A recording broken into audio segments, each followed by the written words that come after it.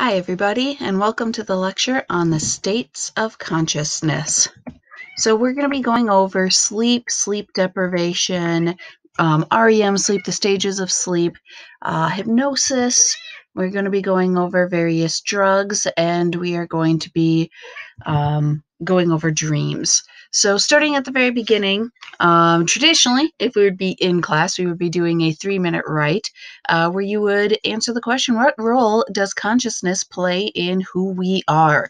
And taking with that the definition of consciousness, the process underlying the mental model we create of the world of which we are aware.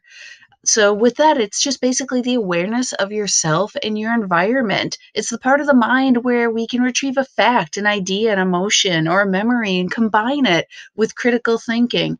It's the conscious mind that can take on a variety of roles, but it must focus sequentially on one thing and then another. It can't focus on everything all at once, or else it would be very overwhelmed. Too much stimulus or stimuli would be way too much for our brains and our mental mind to be able to handle all at once. So our non-conscious mind then is where multitasking happenings. That's where the conscious mind has the ability to focus on just one task. The non-conscious mind has no such restriction and can float between items. This is how you can walk and talk, chew gum, blink, breathe, and even make hand gestures with the person that you're walking next to. This is called parallel processing. So, consciousness has three main functions. The first is consciousness focuses our attention. It helps our brain pick what we should be focused on. If it did not do this, we would be overwhelmed by all the sights, the smells, the feelings, and sensations we experience at every single moment. So, we have to have the selective attention. We also have this thing called the cocktail party effect. That's where you're being able to focus on one auditory item, like the person talking to you at a table or next to you in this cocktail party, and you can filter out all the other stimuli that's going on around you. It's now the murmurs in the background while you're focused on one person and that one person only and what they're saying. So consciousness provides a mental meeting place where sensation combines with memory, emotion, and motives. Consciousness also allows us to create a mental model of the world that we can manipulate. Humans are the only animals with the ability to set goals and truly think far into the future. So there are levels to what the mind kind of does without us knowing. There's two levels then of that, the pre-conscious and the unconscious. The pre-conscious, it's basically memories, information that is not currently in the consciousness but can be recalled voluntarily and readily. While the unconscious cognition, thought without awareness, involves levels of brain systems that range from autopilot to those which can have subtle influences on consciousness and behavior. So Freud, of course, is going to be coming into this, and we already have covered some of Freud on this topic. So with him, he felt that with like the unconscious, that this was the part of the mind that was not directly accessible to our awareness, and that in this area, it's where we have the feelings and thoughts and influence that influence our actions, bringing in anxiety, conflict, and of course, pain. So this then goes back to what we've already covered, where we have the super ego, the id, and the ego. So remember, we are the ego. And as you can see here from that classic iceberg, that's the conscious part of us with a little bit of preconscious. But then the unconscious underneath has the super ego. Remember, that is the angel on your shoulder, and the id, or the devil on your shoulder, the guy who wants everything. While the super ego is saying, honor thy mother. So, with that, just to go over it again, the ego understands that other people have needs and desires, and that sometimes being impulsive or selfish is bad. Yeah, you have to meet the needs of the id, but all within reason. If you're hungry and it's saying eat, eat, eat, eat, eat, yeah, go eat, go for it. But other things you just have to kind of put the brake to. The id wants whatever feels good at the time. No consideration for the reality of the situation. It's the one that, could be that instant gratification monkey, the thing that says, go do this because it's fun, it's great. Well, the rational part of your brain, the super ego or the ego, is going, nah, I think we need to do our homework. So the superego dictates our belief of right and wrong. It is guided by our morals and also our social norms, and sometimes just what we have to do. The ego is the strongest, so it can satisfy the needs of the id, not upset the superego, and still take into consideration the reality of our situation. So, of course, daydreaming happens. We all daydream, and it's the stream of consciousness that detaches from current external tasks and actions when attention drifts to a more personal and internal direction. Most people daydream every single day. However, it is much more common among younger adults and teens. So you might notice, your fellow friends in a classroom setting, they might, be drifting off, and you could look around the room from time to time and kind of see that in people's eyes and on their faces. Daydreams, though, serve valuable functions such as planning and problem solving. It's not that you're just daydreaming about random things. Sometimes you are actually trying to figure out a problem. So, jumping into now sleep, biological rhythms. We have periodic physiological fluctuations which affect body processes like temperature, body pressure, and the effectiveness of medicines. It's just our biological clock. And we are aware of some of these rhythms, but most run on autopilot and aren't given a second thought. They just happen. Now, we have three main ones that we're going to be talking about. The circadian rhythm occurs every 24 hours, and like it's your normal sleep wake cycle. You wake up, you go about your day, you do all of your things, and at night, hopefully relatively early, you go to sleep, and then the process then starts again tomorrow morning. But when you fall asleep, we then jump into the ultradian rhythms, which then are the various stages of sleep that occur every single night, which we'll be going over here too. Then, of course, we have the ones that happen like once a month or so, or a season, and that would be like bears hibernating. They have that kind of rhythm to them. So, when talking about sleep, we should talk about sleep deprivation. If we do not get enough sleep, our hormones that help keep our immune system go up decreases, and so our system is hindered. Stress hormone, cortisol, also increases, so that's not a good combination. And then we are, of course, fatigued. We have reduced concentration, which is why so many accidents happen.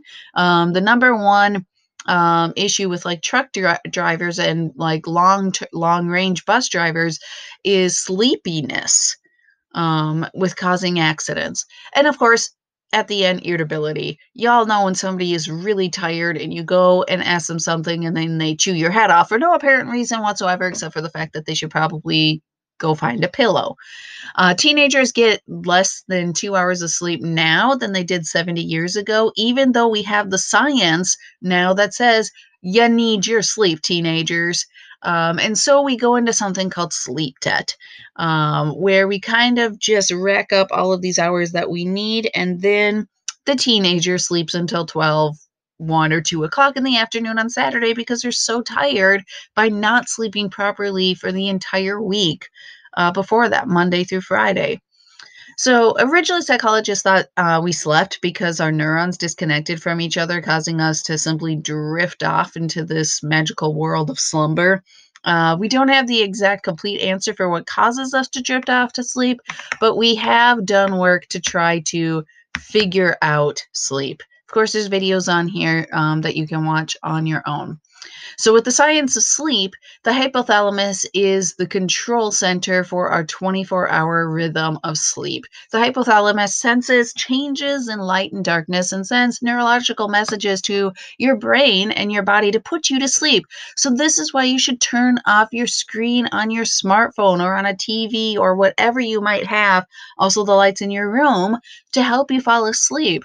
And you should also dim your lights an hour before you go to bed just to kind of puts your brain, your mind, and everything in the mood for sleep. And if you wake up at 3 in the morning because you had to go to the bathroom or something, don't go and grab your screen and put that light to your face. Don't look at your phone. Just go to sleep. Go right back to sleep.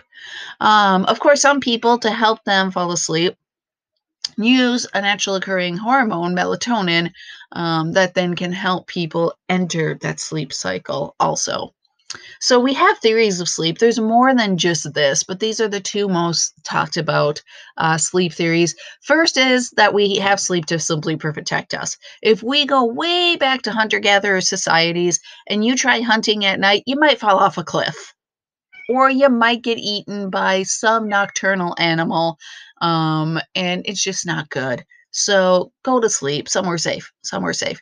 The other reason for sleep is restorative. It helps us rebuild and recoup after a day of wear and tear, and so we need it. So stages of sleep, the sleep cycle itself is part of that circadian rhythm. When we go to sleep, we go then through 90-minute cycles, which we already talked about. And as you relax and try to go to sleep, your brainwaves cycle more and more slowly. And at that point, you might yawn. So once you fall asleep, you will go through 3 stages of relatively quiet sleep before you then go into your active dreaming stage, which is what we're going to be talking about. And in case you would ever someday decide to go and get a whole bunch of electrodes attached to your head and actually go to sleep on that and have them record your brain waves, what you're going to see are the beta waves, awake, alert, active, when you first attach them because you're still awake. And then you're going to see your alpha waves, your slow waves, your relaxed waves, but still awake, but you're, starting to drift. And then finally, the delta waves, the large, slow waves of deep sleep. So we've got 3 different stages that we're going to talk about right now, and they are listed as NREM. That just means that we're non-rapid eye movement stage. So we're not going to have the rapid eye movement yet. You'll not know exactly when you enter the stage 1. It only lasts about 5 to 10 minutes. And if you're woken up in this stage, you're probably going to assume you didn't fall asleep. And so that's when, the one person says, uh-huh, and then you go, nuh-uh, and you debate about it for no apparent reason whatsoever, whether or not you were sleeping. If you are not woken up, you then can enter after 5 to 10 minutes stage 2 or NREM 2. Your brainwaves slow down even more, and little brainwave bursts called sleep spindles are common during this stage. You can see that here on the diagram to the left. The first time you enter this stage, it lasts about 20 minutes, and you will hit this stage more than once throughout the night while you are sleeping. Then after that, you can enter into stage 3. So about 30 minutes of sleep, your brainwaves slow down a lot. The brainwave cycles are less than 1 cycle per second, compared to about 15 cycles per second when you first fall asleep. And so this stage is called slow wave sleep or delta sleep. And the first time you are in these rejuvenative the first time you're in these stages, it will last about 30 minutes. So you can rejuvenate. There we go, said the word. Then we can enter into REM sleep. Now, REM sleep enters into your rapid eye movement stage. During REM sleep, your brain patterns closely resemble moments when you're actually awake, but in a relaxed mode, not like awake running a marathon. So REM sleep, your vivid dreams happen during this stage. Your breathing becomes faster and irregular. Eyes are moving around. It's also called paradoxical sleep, because the muscles of our body are relaxed, but the other body systems are now active. 80% of people who are woken up during this stage can recall the dream that they were in, for a short period of time. The first period of REM sleep that you will be in will not last long. When it's finished, you then go back to stage 1 of sleep and start to cycle all over again. And the last 4 hours of sleep are spent between 2 and REM sleep for your night. And so these are just stages typical of your night sleep if you want to see your sleep on a diagram form. There you go. Now, sleep across a lifespan, as you age, you have more waking moments. You don't sleep as long. Of course, we know babies, newborns, man, they're sleeping all the time. That's just what they do. But then as you age, your waking kind of continues to increase while your REM sleep and your non-REM sleep decreases over the whole point of your life. So, don't want to go to the video. So, dreaming. Freud said dreaming has two main functions: to guard sleep and to serve as a source for kind of wish fulfillment, because it's Freud. Freud distinguished between the manifest content, the actual dream, the actual storyline that you're in. So if you dream you're eating an ice cream, then you are dreaming about eating an ice cream. It's that simple. However, the other one that he talked about is that symbolic meaning. What does that ice cream mean? Can it mean an unattained desire? Because it's Freud. Of course, he's going to go there.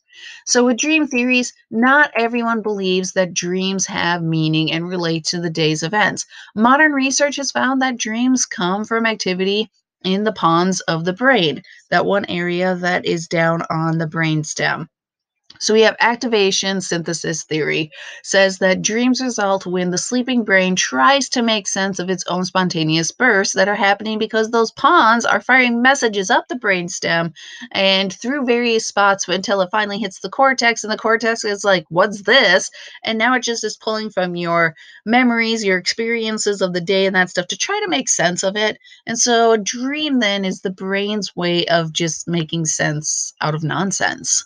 So we do have modern theories about dreams. One, that it's information processing, an important memory related function of sorting and sifting through the day's experiences. Some people say it's like you're filing things away in the file cabinet while things play through in your mind. We do have some people that talk about the physiological function. So, neural activity during REM sleep provides necessary brain stimulation and growth because, it's got to do what the brain's got to do. We have that activation synthesis, our brain's attempt just to make sense out of nothing. And then we have cognitive theory that dreams are the embodiment of our thoughts. A dream is a pictorial representation of the dreamer's conception, which becomes more complex with age. So these are just theories to go with dreams. Now, what do people dream about? Dreams vary by age, gender, and culture from various studies done throughout, the history of psychology. Girls and women tend to dream equally about men and women, while boys and men tend to dream more about males in their dreams. Women and girls have people that they know occur more often in the dreams, while males tend to have people that they don't know. And they also seem to be outdoors or in unfamiliar areas, and they like to have cars, tools, and weapons, apparently, from various psychology studies. We'll see, though, because culture is in there. If you take the same surveys that they're going through from the past 50 years and see in the next 50 years where those dreams are landing. For example, Ghana, kind of a reoccurring dream there in Ghana among the population are getting chased by angry cows. So, it does depend on your culture and where you're living. Most dreams are about events that occur in our lives. Calvin Hall recorded 10,000 dreams from various people and found that really just ordinary events are the majority of what you dream about. Also, children are more likely to dream about animals, and they tend to be large and threatening, while adults like to dream about their pets. Nice doggy, nice kitty. So, summary of dream theories, we've got Freud's wish fulfillment, we've got information processing, the physiological function, the activation, synthesis, and cognitive theory. So that is it on sleep. Thank you for joining me. We will jump next into hypnosis and into drugs. Thank you very much. Bye-bye.